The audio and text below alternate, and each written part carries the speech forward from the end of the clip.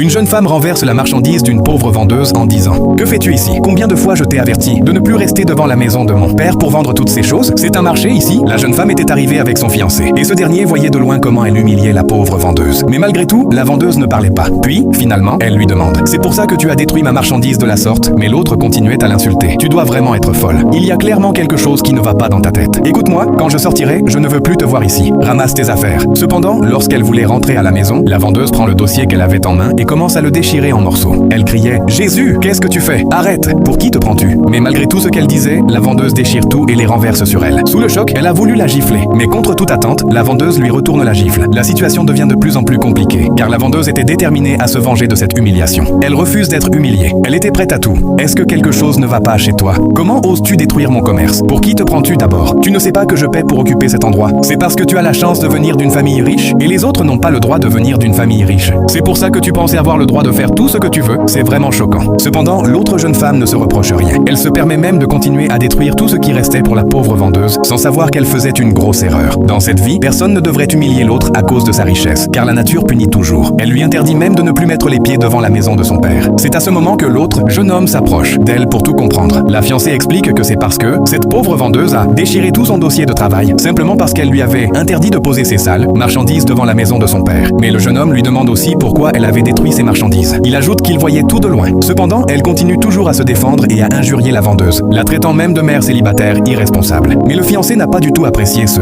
qu'elle venait de faire à cette pauvre vendeuse. La fiancée lui demande alors s'il est en train de soutenir la vendeuse, mais le fiancé lui répond « Écoute, je ne peux pas te soutenir dans cette situation. Tu sais que j'ai toujours été à tes côtés, mais cette fois, je ne peux pas. Ce que tu fais est mal. C'est de la méchanceté. » Mais la fiancée n'a pas du tout aimé ce reproche. À son tour, elle commence à insulter le fiancé, avant de lui annoncer que leur relation ne peut plus continuer à cause de cette intervention qu'il est venu faire au profit de la jeune femme, au lieu de l'aider à faire arrêter cette femme. Elle se retourne alors pour rentrer chez elle. Mais le fiancé présente toutes ses excuses à la pauvre vendeuse et lui promet de soutenir son commerce en lui, donnant de l'argent afin qu'elle puisse oublier toute cette humiliation. Ne méprisez jamais quelqu'un à cause de sa pauvreté, car l'humiliation d'aujourd'hui peut devenir la leçon de demain. Que Dieu vous éloigne de l'orgueil, vous donne un cœur humble et vous protège contre toute injustice. Si vous croyez en cette prière, laissez un j'aime, partagez, abonnez-vous et commentez Amen pour recevoir la grâce de Dieu.